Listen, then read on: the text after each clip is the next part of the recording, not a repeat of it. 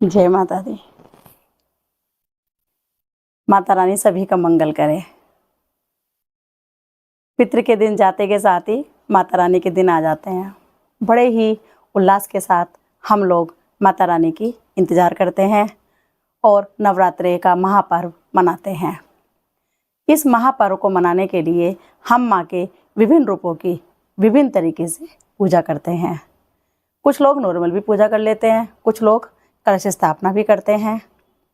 मैं ये नहीं कह रही कि कलश स्थापना सबको करनी चाहिए, अगर मन नहीं है तो मत करिए, लेकिन जो लोग माँ को पूर्ण रूप से उनकी भक्ति में सराबोर होकर उन्हें मानते हैं वो कलश स्थापना करते हैं। कलश स्थापना के कुछ नियम हैं, इसलिए कुछ लोग कलश स्थापना नहीं करते, लेकिन भाई और बहनों, कलश स्थापना हमें ज़रूर करना चाहिए। कलश स्थापना का मतलब हमारा माँ का वो स्वरूप है जिसे हम अपनी हर भावना के साथ 9 दिन के लिए स्थापित करते हैं। उसमें हम वो सारी चीज़ें डालते हैं जो हमारे पारिवारिक सुखों को बढ़ाती हैं।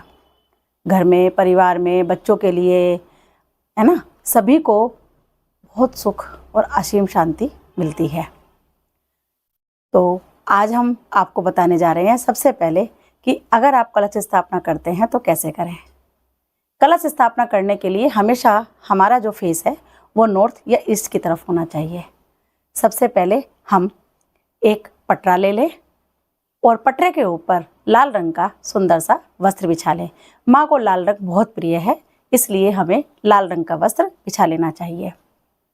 कलश हमेशा मिट्टी का, तांबे का या चांदी का, इसी धातु का ज़्यादा इस्तेमाल किया जाता है क्योंकि ये ज़्यादा फलदायी होते हैं। अपनी सामर्थ्य के अनुसार लोग महंगे से महंगे कलश भी रखते हैं, सोने के भी रखते हैं, लेकिन जो साधारणतः कलश रखे जाते हैं वो मिट्टी के, चांदी के या तांबे के रखे जाते हैं।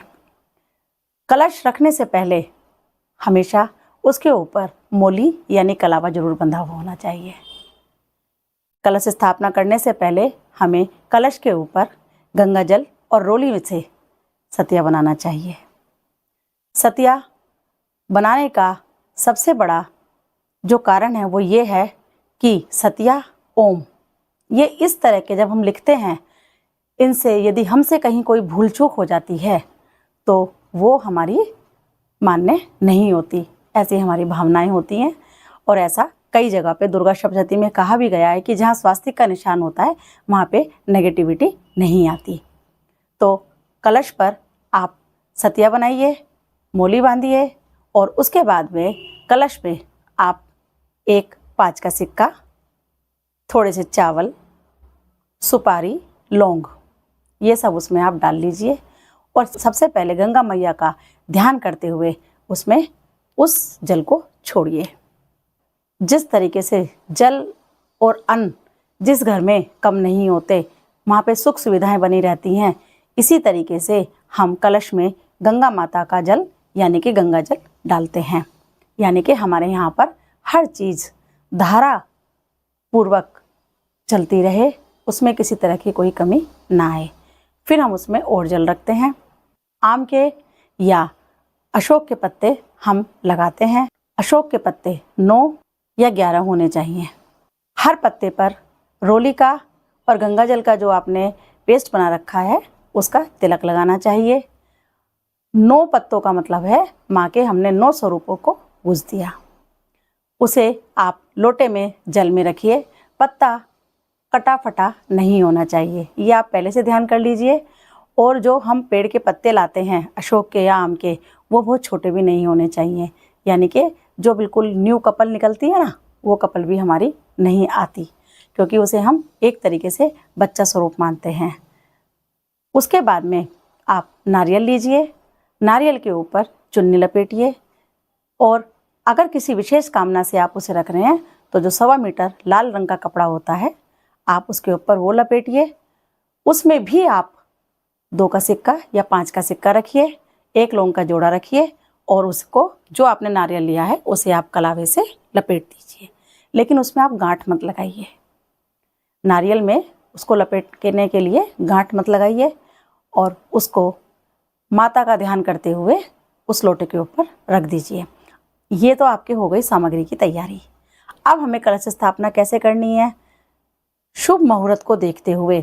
वैसे तो जिस दिन माता का दिन शुरू होता है उस दिन सारे दिन शुभ होते हैं, लेकिन फिर भी जो हमारा ब्रह्म मुहूर्त होता है या बीच में अभिजीत मुहूर्त आ जाता है, अमृत काल आ जाता है, उसमें कलश स्थापना बहुत शुभ मानी जाती है।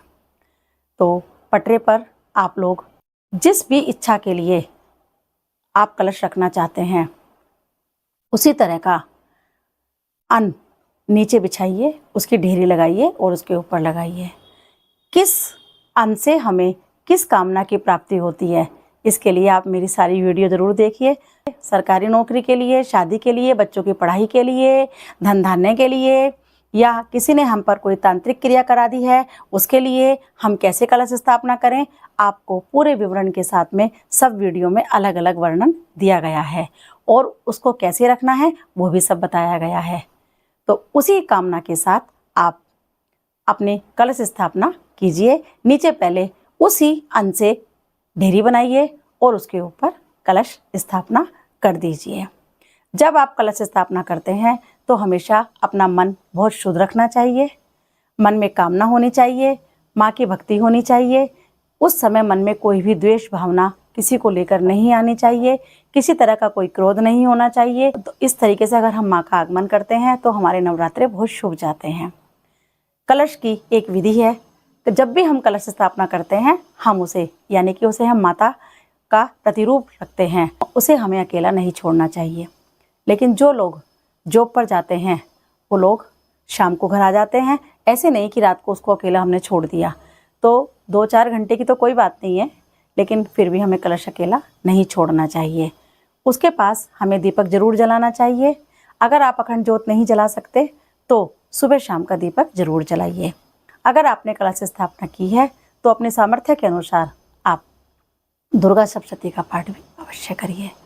जय माता दी।